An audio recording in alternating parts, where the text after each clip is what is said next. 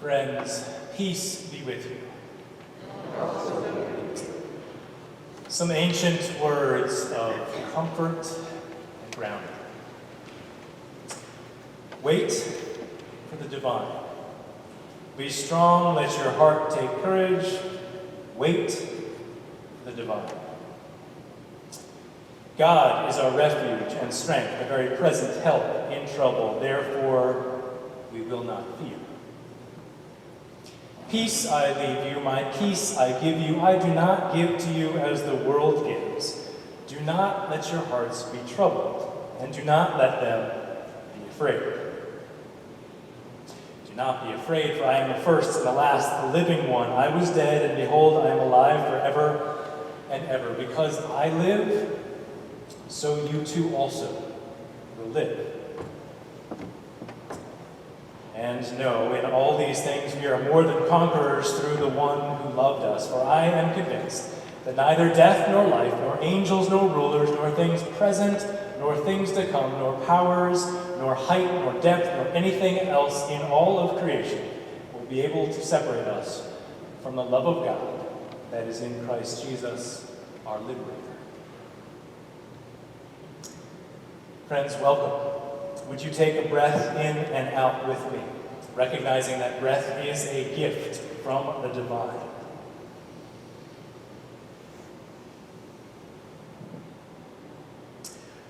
We come together this day to remember, to grieve the loss of, and to celebrate the life of our sibling and our friend, Ralph Reinhold Abele. Reine.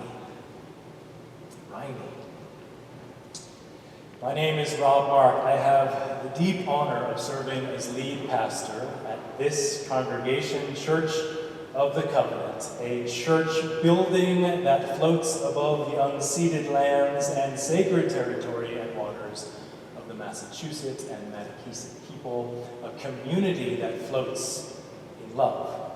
May we all be a part of this community of love on this sacred gathering, on this sacred, set-apart day, as we remember and we celebrate the life of our beloved Reine. Friends, it's clear to me, it's clear to all of us that a light has been dimmed in the world. Reine is deeply missed in many spaces, not just this community, but the community of his family and friends. And this light dimming reminds us of a similar light dimming just 2 years ago when his beloved partner in life, Elsa, also left us in our day-to-day reality in this world, left from life to more life. And often people talk about pillars in a congregation. Reine and Elsa were towers in this congregation. And I know in many of our lives, in all of our lives, and we recognize their tower stature as we gather this day. They were a force, and a force that we miss. But in this force, we celebrate the millions of memories that they brought about in each of our lives, in the life of this community. And so we take in grace, and we let go of gratitude. We take in grace, we exhale gratitude.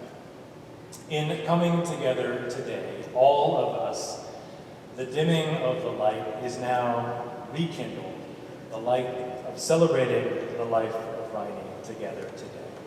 So thank you for being here on behalf of this congregation, on behalf of Reine and Elsa's family, beloveds that they are. We welcome you and thank you for being here, for marking this moment in the midst of your busy lives. I pray that our gathering today would leave all of us encouraged to remember the important things and the gifts that we have of each breath. Life does not go on uninterrupted, as most of us sometimes in our busyness forget that reality. Life is a mystery and it's a radical gift. So may we leave this gathering today inspired by the life, the full life that Reine has lived and has lent to us that invitation to live fully as well. Many of you who know me know that Celtic spirituality is dear to me, and so I name that this is a thin place where the Celts believed heaven and earth come so close that there is no longer a divide, there is no longer a boundary. When we focus in on the mysteries of life that include death, we see that thin place. That veil is removed, and there is a beautiful connectedness of the Spirit, the mysteries of life, death, reality, and more than reality. So taste that thin space together today. As we go through our service today, we can celebrate some of the many gifts of Reine. Reine loved to sing. His bass voice still echoes through these sacred halls. So today, in that honor, we will sing. We will sing through our masks. It is a mandate, unless you are talking in the city of Boston, to keep your mask on. Thank you for observing that mandate, but still sing through your mask as you are led. Sing in your heart if your voice does not want to sing at any given moment. We will sing, we will give thanks. Thank you to Tom Handel and his ministry of music here at Covenant that leads us today in song. When we think of Reine, we also think of a preacher, and in his preaching, storytelling was so rich and so deep in the way he preached. So today we'll have a chance to share some stories. You'll each have a chance. We will pass a mic later. I will sanitize the mic in between passes. And as you are led, if you don't have a particular story, if you weren't as gifted at Reine and telling stories, you can just say your name. You can say, I'm here, and I'm here, and this is who I am. So we will pass the mic in the spirit of storytelling and memories and tributes in this space. And also, Reine valued deeply community, valued family, valued strangers coming together as strangers and leaving as friends. So we have a chance to do that today in a way, and we will gather in the steps right outside after our service, after our recessional, for an informal gathering right on those steps. And then after that, if you'd like to come down into Bates Hall, you are welcome to do so. There are stairs there. There's an elevator behind me as well. And there'll be a time of fellowship. COVID safe, again, keeping masks on. Sadly, no reception put on by our deacons, as is often our custom. But again, we care about public health just as much, so we will do that together. You are invited to join us for that time as well. Friends, in this sacred gathering, may we leave changed and encouraged. And I invite you now to open this time in a word of prayer. Prayer is a time to tune in to that which is sacred, that which is divine. To me and to others, we call that God. And I ask you to tune in to whatever is sacred to you as you pray with me. God of love, who we know by many names and through many varied life experiences, divine one of eternal presence, hope, life that includes life beyond death.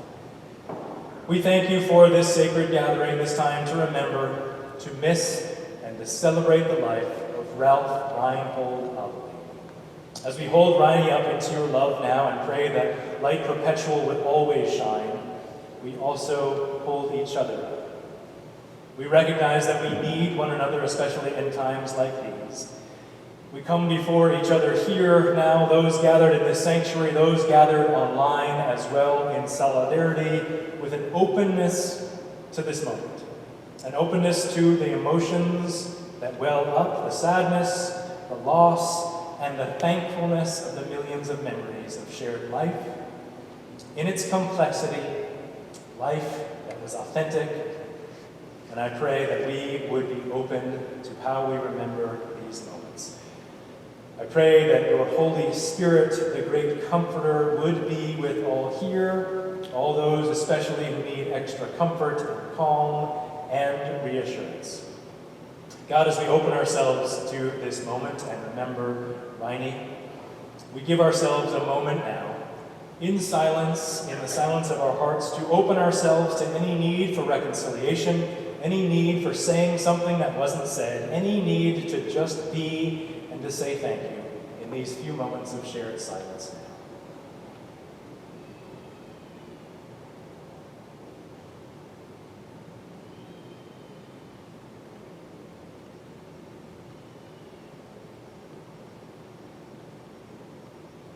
God, who echoes through time, who is present among us now, hear the longings of our heart as we give thanks to you, as we honor and remember you.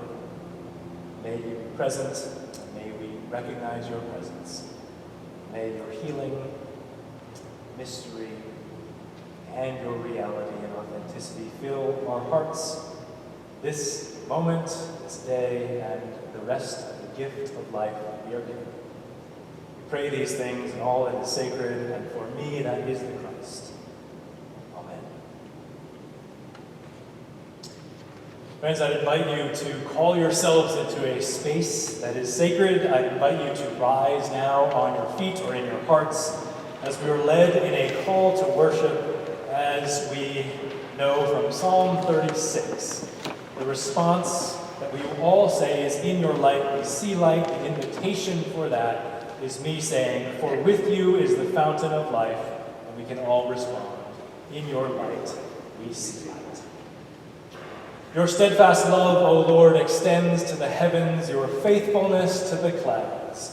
For with you is the fountain of life. In your light we see light. Your righteousness is like the mighty mountains. Your judgments are like the great deep. You save humans and animals alike, O Lord. For with you is the fountain of life. In your light we see light. How precious is your steadfast love, O God. All people may take refuge in the shadow of your wings. For with you is the fountain of life. In your light we see light.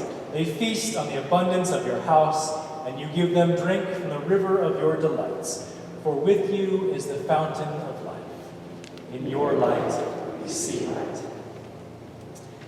We'd invite you now to pray in unison a familiar table grace that was very often said at the table of Reine, Elsa, and their beloved children. So I would ask you now to, as you are led, pray this table grace together now.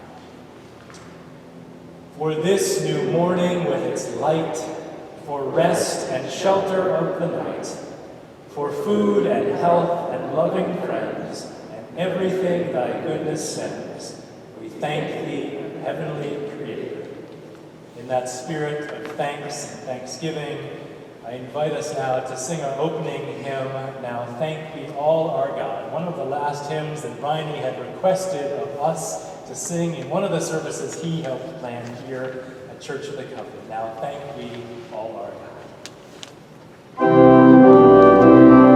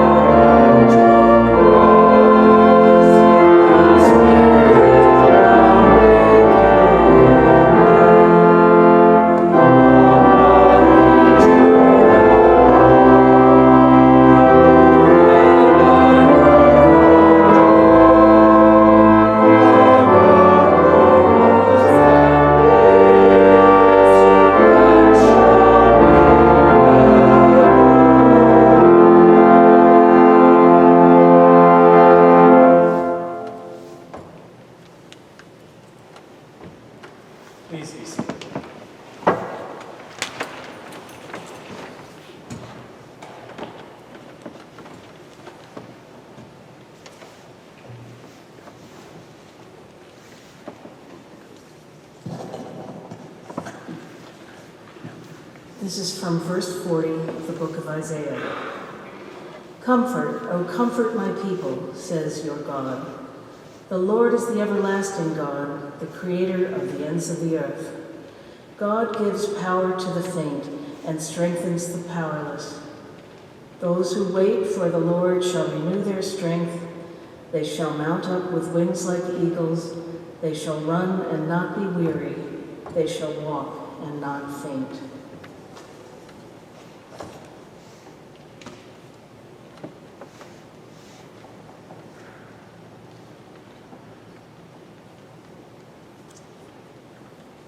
Invite Anna to come forward and read a poem for us today.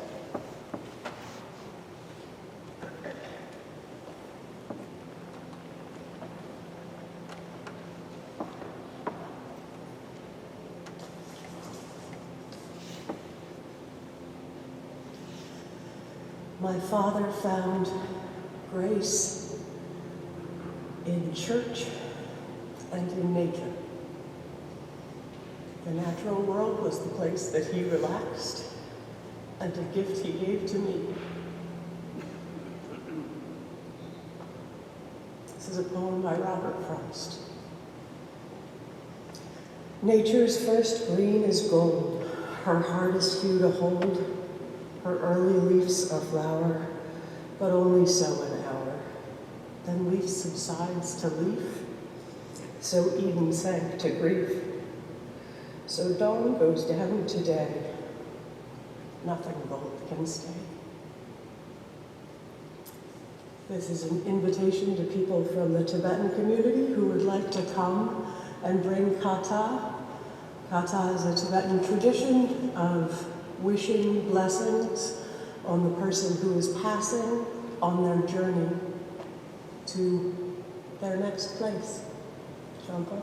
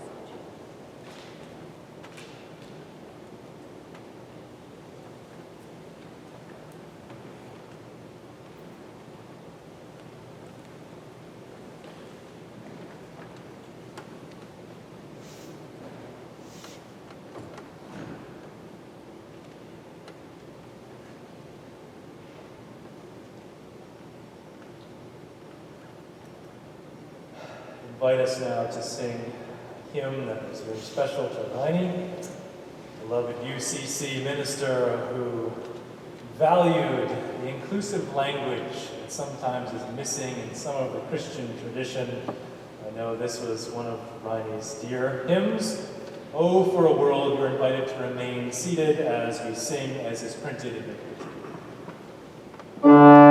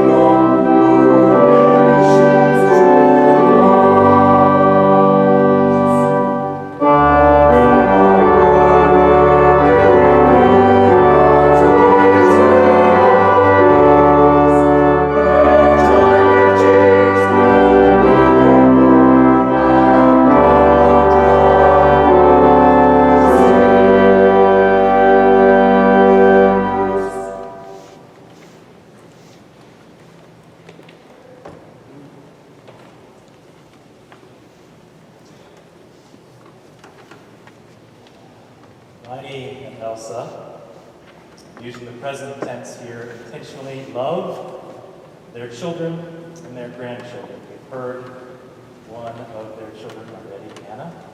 I also want to name George, who is joining online now, Susan, and Dodie, each of them being present in this service now. And I invite Susan now to share a family remembrance, and followed by Dodie.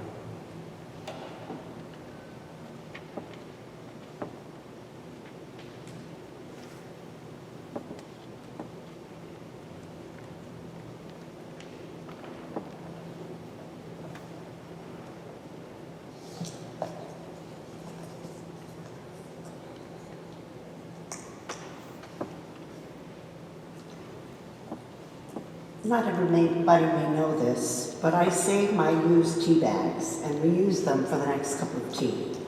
For many people, this seems strange. And strange, Dodie often reminds me that tea bags are not expensive. But this is one of the many ways I'm like my father.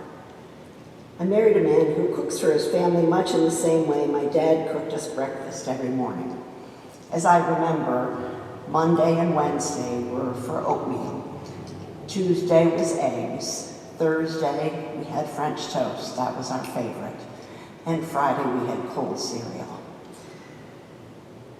Though, come to think of it, there are remarkable differences between my father and my husband in terms of cooking. Unlike the gourmet dinners char cooks, my dad's efforts at cooking creatively were much less successful, particularly when Mom was out of town. Char will often call me Reine when I explain the right way to cut carrots, as in little rounds and not in strips. I don't have the same concerns about airflow that he did, but I do find myself wanting to close the blinds so we don't heat up the house on a sunny day in the summer. I love to read and can spend hours in my chair. Dad always had his chair, reading away the afternoon. I usually have a glass of wine and nuts when I get home from work, like Dad had his Black Label and peanuts every night while waiting for dinner. I know we both get extremely hungry and impatient when we're too hungry and feel that dinner is late. By late, I mean not early. Dad was famous for having to go way too early so as not to be late, and I have followed in that tradition. I have to go to the airport 2 hours ahead of time, so I'll have plenty of time, often waiting at least an hour of that time for the plane. And I feel vindicated when I'm not late when I get stuck in traffic on the way to somewhere. Dad and I both loved art, and in particular Chagall. One of my fondest memories of my father is of he and I climbing up to the top of a cobblestone hill in the village of Saint-Paul-de-Vence in France to see a beautiful church with blue Chagall windows. We also share a belief in the power of affirmation, though sometimes Dad went too far, like the time he had us all saying, "I'm Susan," or whatever your name is, and I'm okay. We were mortified by that as children as we ran around the table saying, "I'm Dodie, and I'm okay. I'm Susan, and I'm okay." And we ended with, "Yay, God." That was grace. But I often suggest, even though we were mortified as children, I often suggest to my clients as their therapists to look in the mirror and tell themselves that they are okay and they're doing the best they can. We all love to laugh, and Dad was no exception. He liked a bad pun or a joke, and once had us lie down in a circle with our heads on each other's stomachs to feel laughter that ensued. I suggest you try it. Fun. Dad taught me about justice and the need to fight for the rights of people who are marginalized in our society.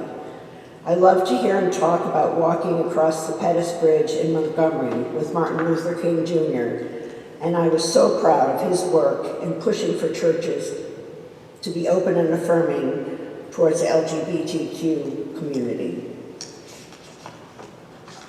One of the most dad-like examples of his bringing people together came when he connected the older people who had lost spouses with a young guy who recently lost his partner to HIV in his congregation in Jamaica Plain. In many ways, both personal and political, Dad taught me about love and caring for others that I carry on in my life and work today. Thank you.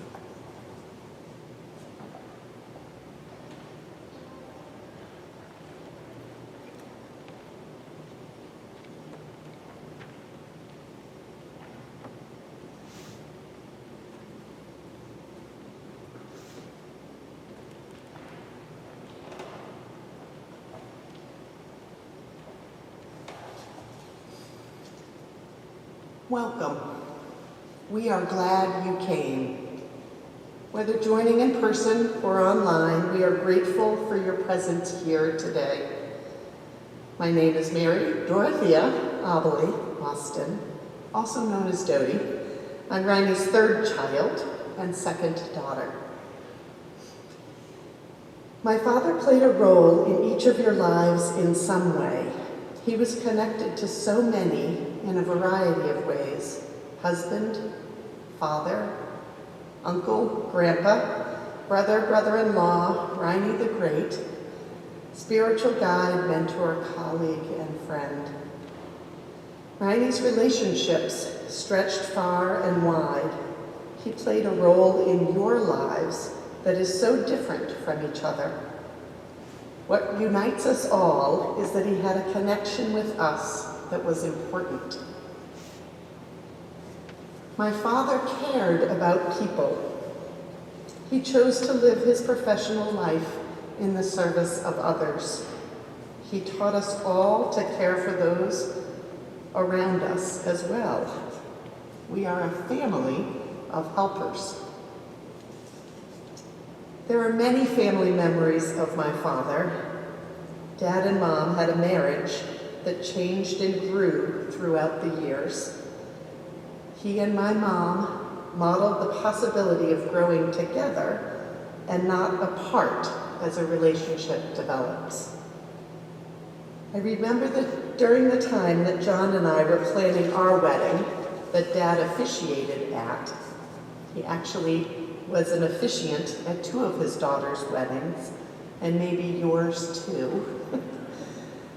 He gave us a book, John and I, to read called Marriage and Compromise.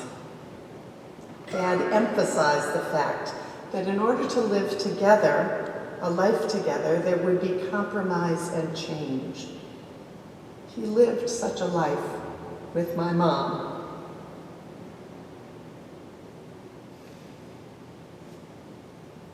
My parents were married for 59 years. My father brought my mom tea in bed for as long as I can remember. They each had their Chagall mugs. No one else used those mugs. And their own flavor of tea. They began each morning together like that. Just the 2 of them. John and I now share coffee and tea in the nook on our deck, just the 2 of us in the morning. And I wonder if that routine stems from the model of my parents. As Susan mentioned, my father was a fan of monitoring the heating and cooling of any room. He would open doors and shades at a particular time of day, as well as close them. I can remember smiling to myself in a dim room on a beautifully sunny afternoon that my dad was protecting from the heat. He had a precise system to manage his house, and we were all expected to follow that. And then the houses of others. Maybe you have a heating and cooling story to share.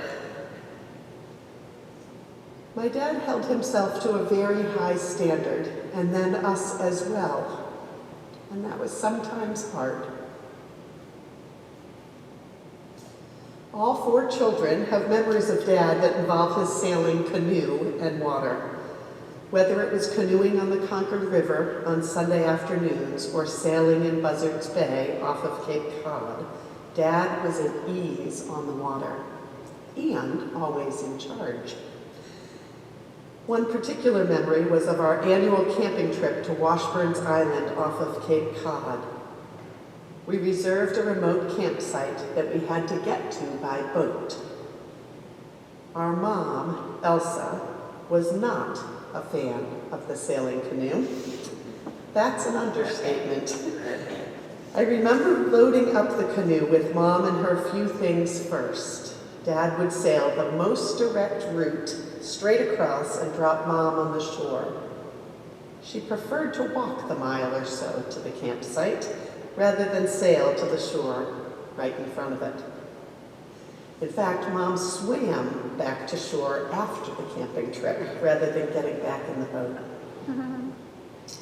Dad would return to the mainland and we would fill the canoe, our 17-foot aluminum Grumman, with all of our camping gear. Kids sat on top of the cargo.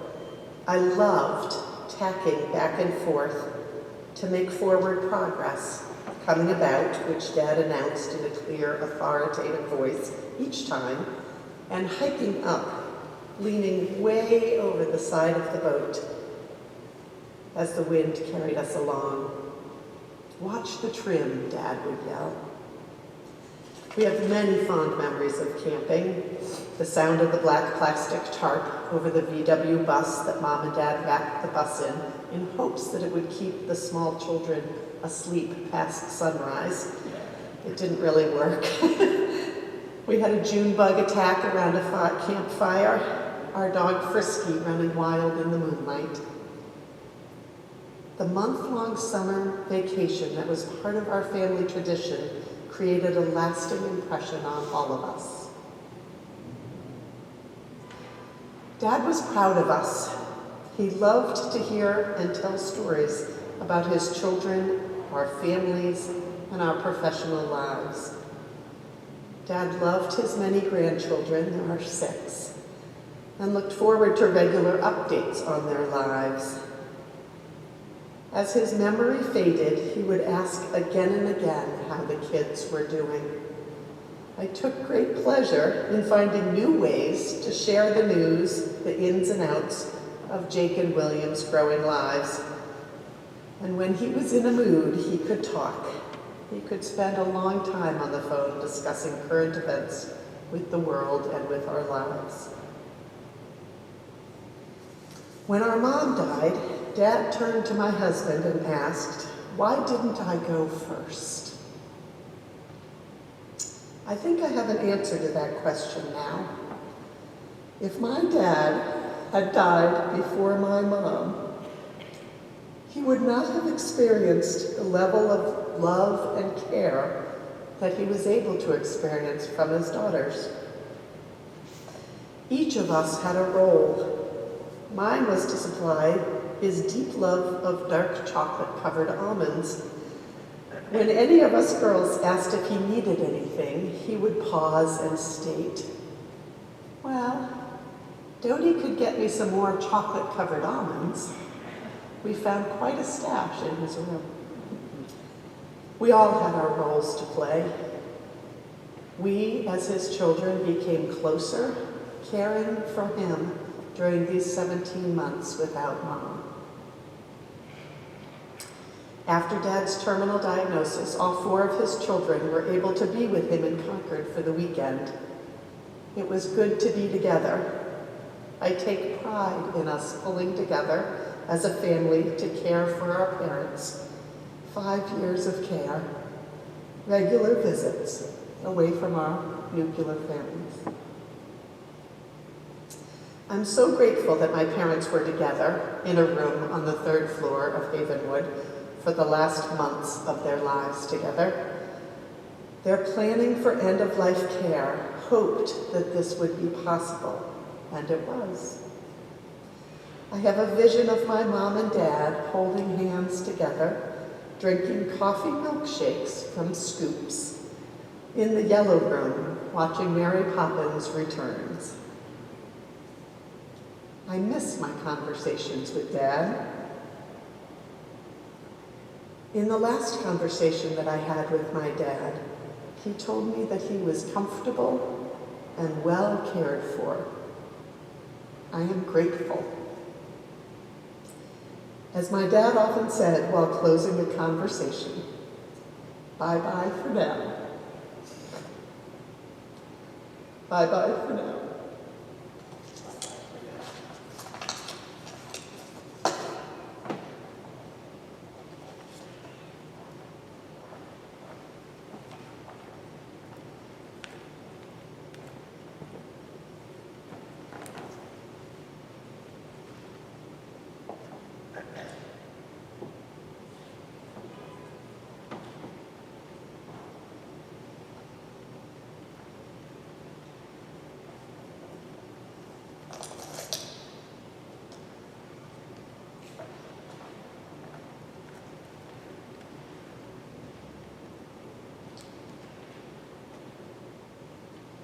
Friends, to these beautiful tributes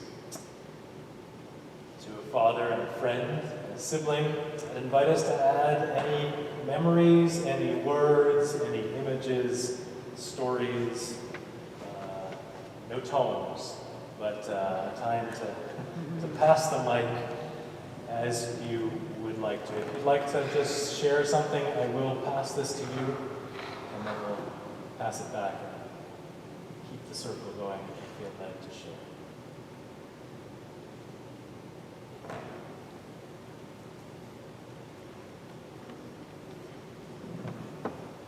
Hello, I'm Diane Constantino, and I was fortunate to have Reine as my friend. I can see passed his gift for spoken word to his daughters.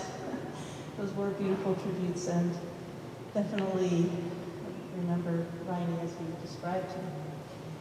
So what I wanted to share was just that because Reine was my friend, he was the husband of my best friend Elsa, I really didn't know him through his sermons primarily, but through his friendship and the way that he taught me about his faith and his generosity and guided me at times in life, honestly, through being my friend and subtly being there when I needed him, you know, at important times in my life.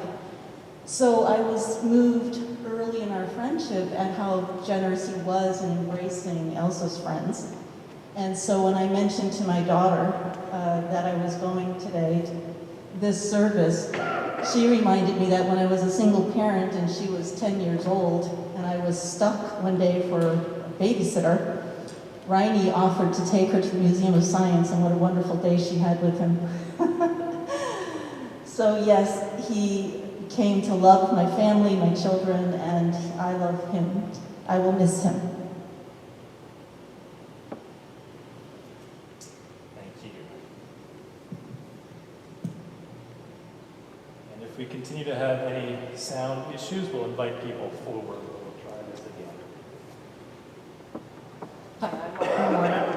I know the bulletin says that Reine worked on the same-sex marriage, but he and I were both at General Synod in 1983 and 85 when open and affirming was going through. And I will say I was the lead person in doing that, and it came from this church, just so you know, for those of you who don't know where open and affirming came from.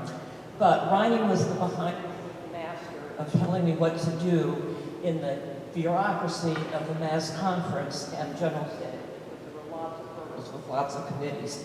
And so I have to thank him. And I have to say, Elsa was also wonderful because his open and affirming task, she was up in the balcony, and this was before cell phones. And so she was describing to me how her hands were raised, and people were sort of looking at each other, do I do this or don't I do this? And she watched her wave. And then the final piece, again, she was my cell phone operator at the time, taking pictures, was I was so excited in the end that it passed by 90%, that in the closing ceremony, I grabbed the hands of people on the opposite tables that were not part of the Mass delegation. And Elsa was able to explain to me how the web of hands spread over 1,000 people.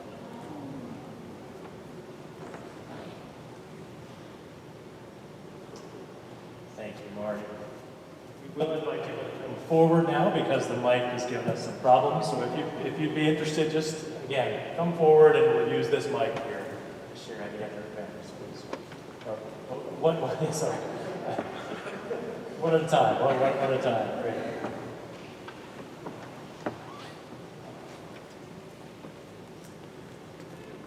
Thank you all for being here. It means a lot to my family, and I know that it means a lot to my aunts and my mother.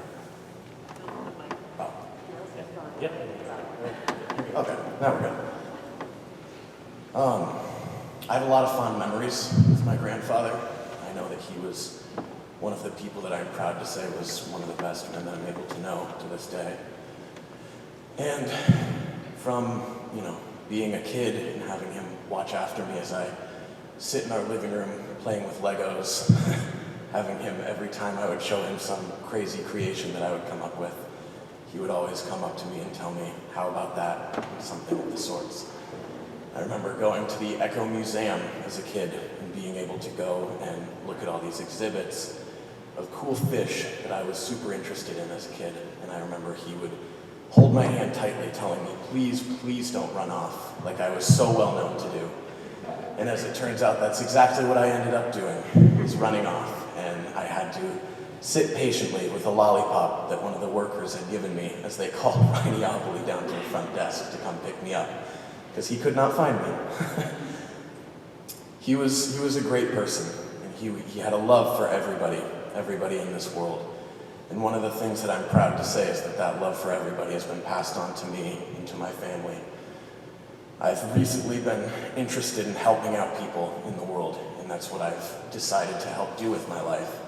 And I credit my grandfather to some of that work that I'm continuing to do, from bringing love and equity to others.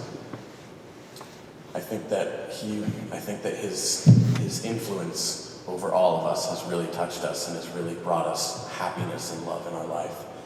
And I'm forever grateful for that. Thank you.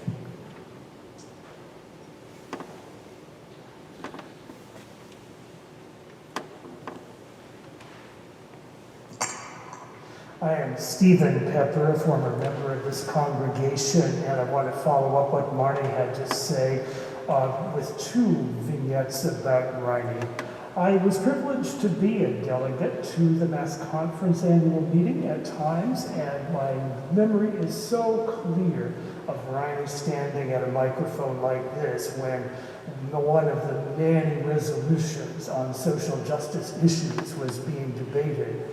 He would take what at times were unpopular positions. There were, believe it or not, in the UCC, people who were not ready to embrace justice for all people.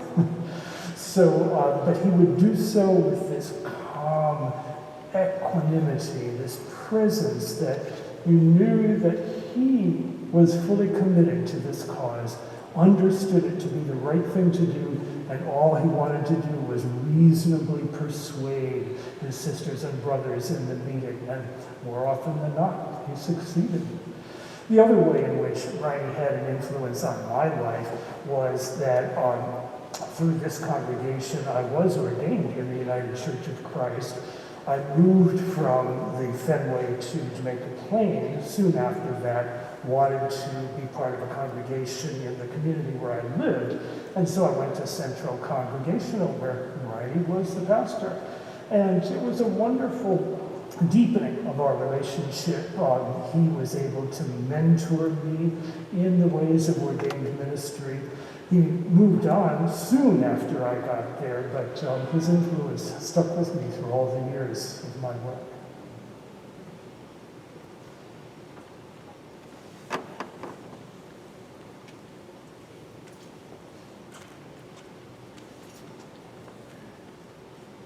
Reine justice-minded Abele was my brother-in-law.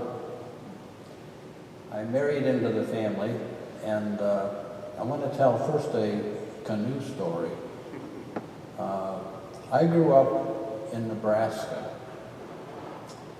where rivers were small enough that you could get across by rolling up your pant legs to your knees and you wouldn't get wet. Okay? I don't know that you can fully understand my anxiety when I was on Buzzard Lake, sailing in a canoe with Reine and I could see the water less than an inch from the side of the tilting canoe catching the wind. I'm still there in that boat.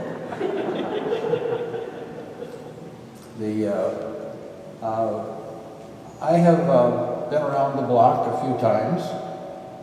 In my career, I've met several clergy. 3 UCC clergy have come, would be in my mind as restorative justice enthusiasts.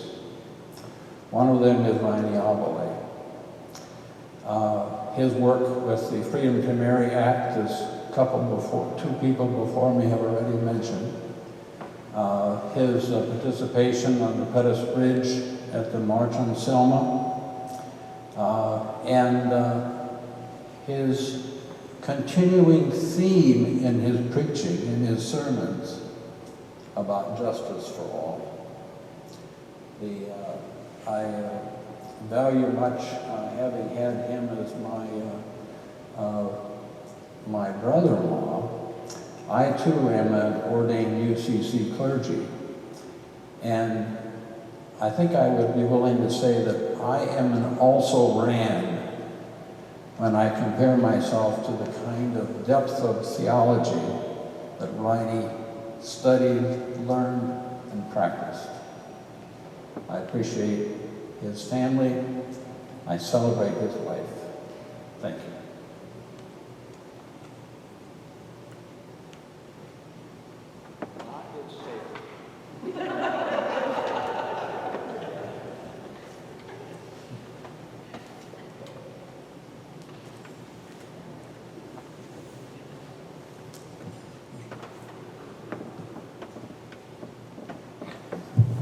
I'm Anne Crane. My partner Sarah Perot and I have been together for 25 years. When by the time the Commonwealth of Massachusetts saw fit to legalize our marriage. And when that wonderful event took place, we asked Reine, we wanted to get married in this church. And our pastor at the time was Presbyterian, and we Presbyterians were still trying to figure it all out. But the UCC was ahead of us.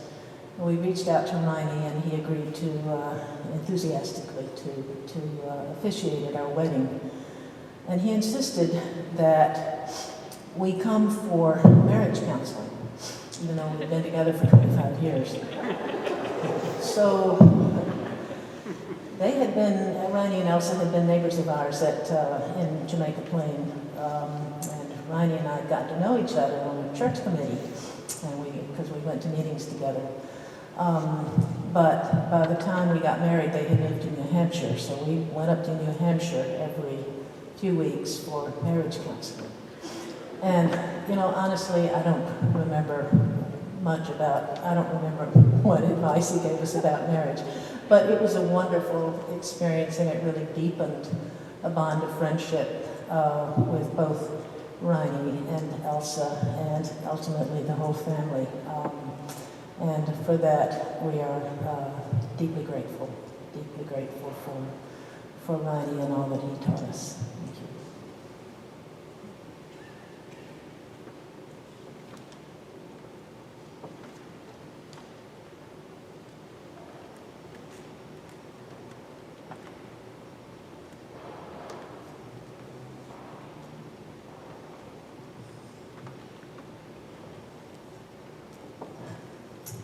I'm Barbara Rosen, and I was a close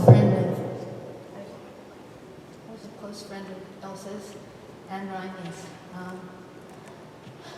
I worked with Elsa for a number of years, and I just wanted to comment on how kind and generous I found Reine to be in their last years together. He would sit in the room, and Elsa sometimes would not have a word that she wanted to say, and he would wait to see if she would come up with the word. And then if she didn't, he would prompt her. But he'd always wait to see if she would get to be able to say what she wanted to on her own. And that was something that I saw over and over in concert with his generosity to other people at the place where they lived. They just both were people who would always greet people who were sometimes needy people who would be in their wheelchairs or just sitting and had been previous neighbors, maybe not even remember in what way they had known Reine and Elsa, but they would always, I was impressed with how they would always say hello and remind these people of their contact and their value. Also I was impressed with how Reine was sentimental about his own upbringing.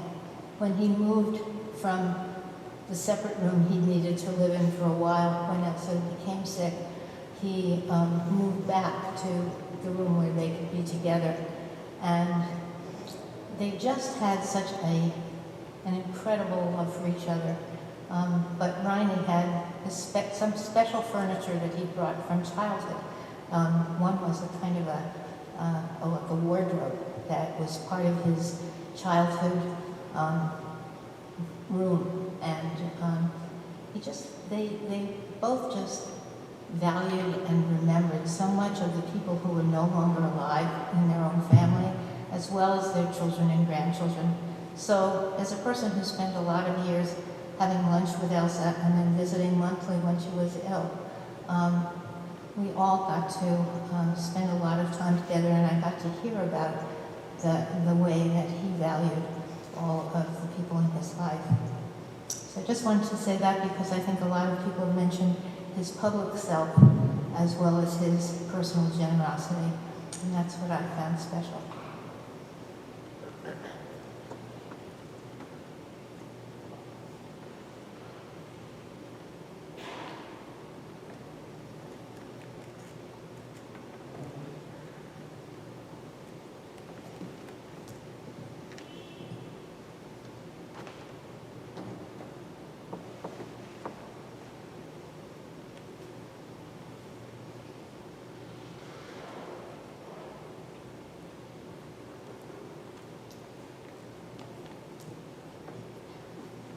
My name is Beverly Montgomery, and I got to know Elsa at Boston University, and thereby I got to know Reine.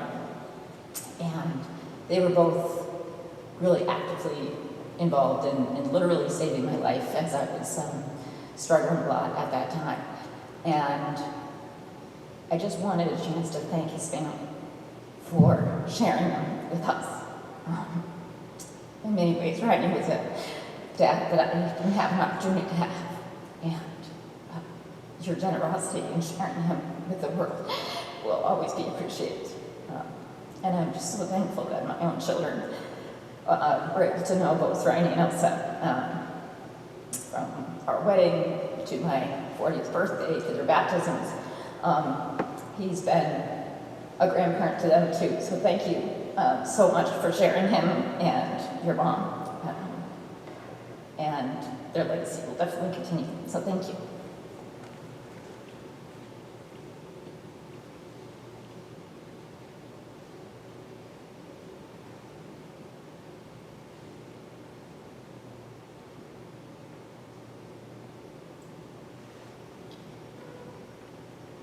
Friends, we thank you for sharing.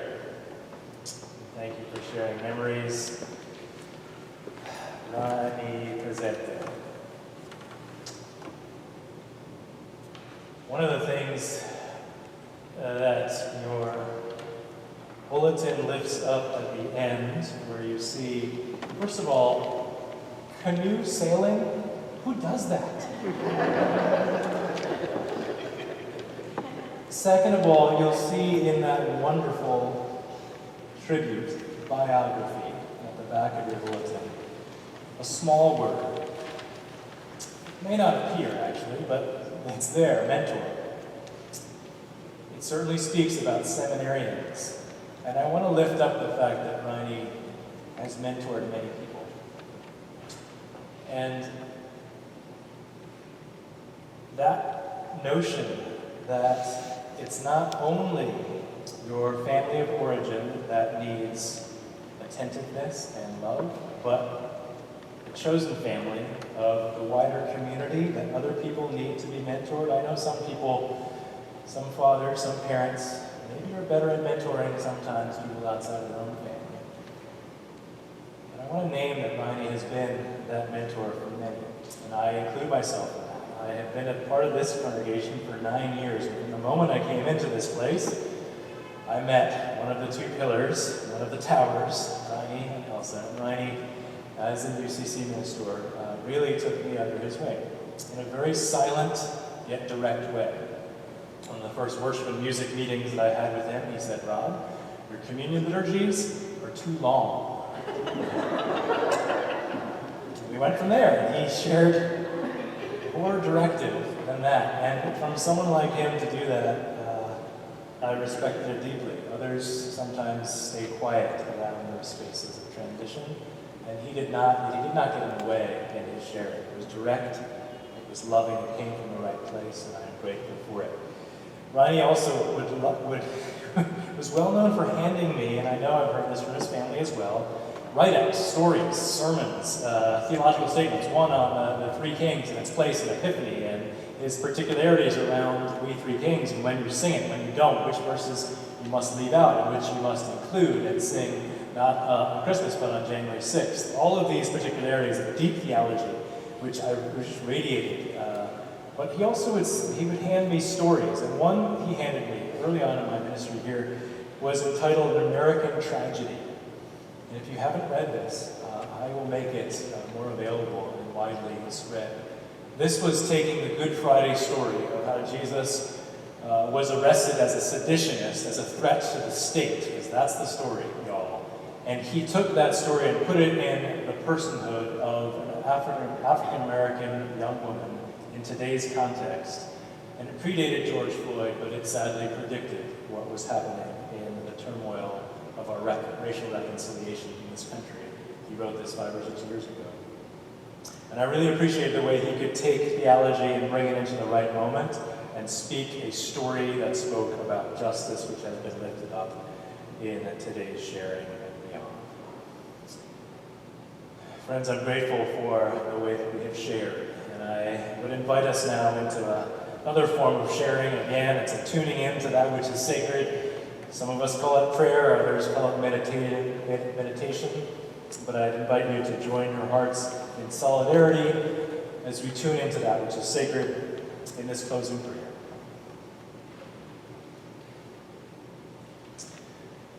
O holy God, source of creation, source of creativity, giver of life, conqueror of death, our strength and our Redeemer.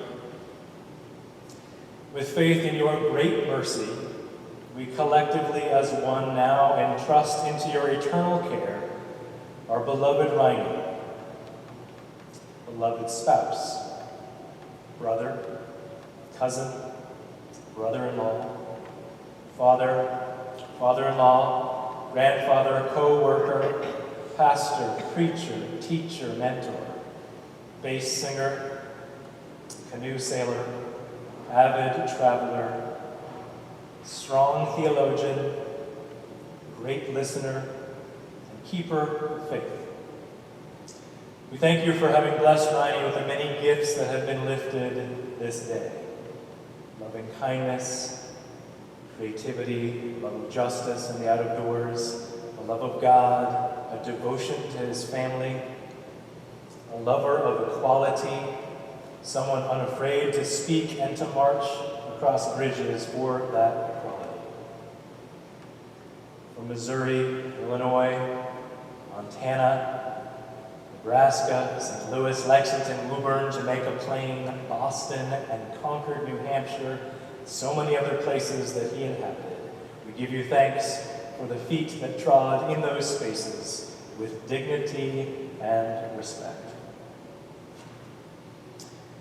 We thank you, O God, for all those who have been cared for, have been pastored by, who have been parented by, and who have cared for, who have pastored and parented Reine over the years. We include in this word of thanksgiving Havenwood Heritage Heights in Concord, that place where Reine and Elsa made such a home and such a community, for that wonderful last chapter of their lives. For all those who cared for that place and continue to do so with dignity and love. God, we thank you for the 88 years of full life of living, the 59 years of shared life in marriage, for the many years in mentoring, parenting, pastoring, and in living. And God, we now thank you that even life has passed to more life and death itself has passed, that Reine has entered into a home and to a sacred space where all of your people gather in peace, including his beloved Elsa, beloved parents Mary and Ralph, and all the saints that welcome him in peace. So we pray, God of all mercies and all comfort, all mysteries and all presence, embrace in tender love and compassion each one who mourns this day, each of whose life has been enhanced by Reine's presence, each whose life is dimmed in Reine's absence. Help us each to find peace despite sorrow in the knowledge of your loving mercy to all of your children, and give us light to guide us into the assurance of your love. Be with George, Susan, Dodie, Anna, and partners, with Zana, Jake, William, Jonah, Anthea, and Bobby, and those who accompany them. And to all who would follow in the footsteps of this family that exhibits so much compassion and love and mutual understanding. O God of our understanding, we ask that you carry us forth from this day, aware of the fragility and uncertainty of life. May we be grateful for each inhale and exhale, and may our work of solidarity and justice be a part of the work that you want for this world, a work of more equality, solidarity, mutuality, compassion, and love. Grant, O God, the comfort of a saving hope, and at our end, a good conscience, favor with you, the Holy One, and peace with the world. For the earth's cycles and seasons, for the rising of spring and the growing summer, for autumn's fullness and the hidden depths of winter, thanks be to you, O God. For the life force in seeds buried in the ground that shoot green and bear fruit and fall to earth, thanks be to you. Let us learn from the earth's cycles of birthing, the times and seasons of dying. Let us learn of you in the soil of our soul, O Christ, and your journey through death to birth. Let us learn of you in our souls this day, and the journey of letting go. O Lord, support us all the day long, until the shadows lengthen and the evening comes, and the busy world is hushed, and the fever of life is over, and our work is done. Then, in your mercy, grant us a safe lodging, and a holy rest, and peace at the last. Through Jesus Christ, our liberator and Lord. Amen.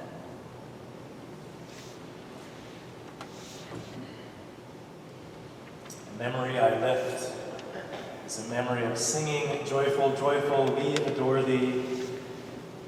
In Havenwood, gathered with Elsa, Reine, and their beloved children, as we sang together, hope in the face of the unexpected things that life brings us. So friends, I'd invite you now to sing that same refrain as we call ourselves rising in body or in spirit as we sing, joyful, joyful, we adore thee, to conclude.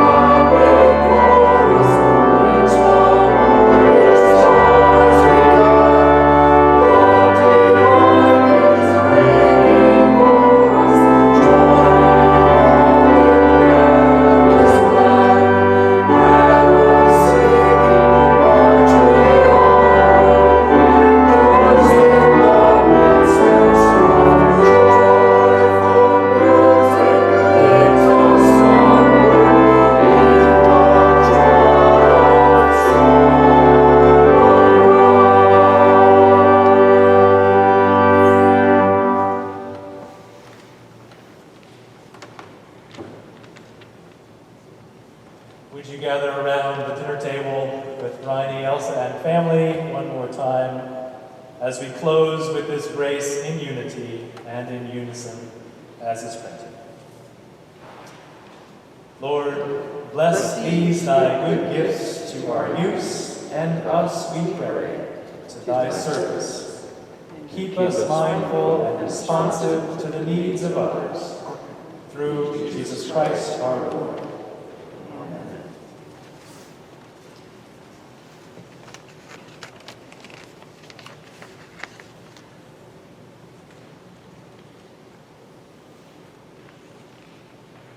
Friends, go forward into this world grateful for the gift of life, aware of the thin places which are far more common than we know. As we do so, may God bless you and keep you. May God be kind and gracious to you. May God look upon you with favor and give you peace. Now, from this day forward, the blessing of God, Creator, Redeemer, and Sustainer be with you.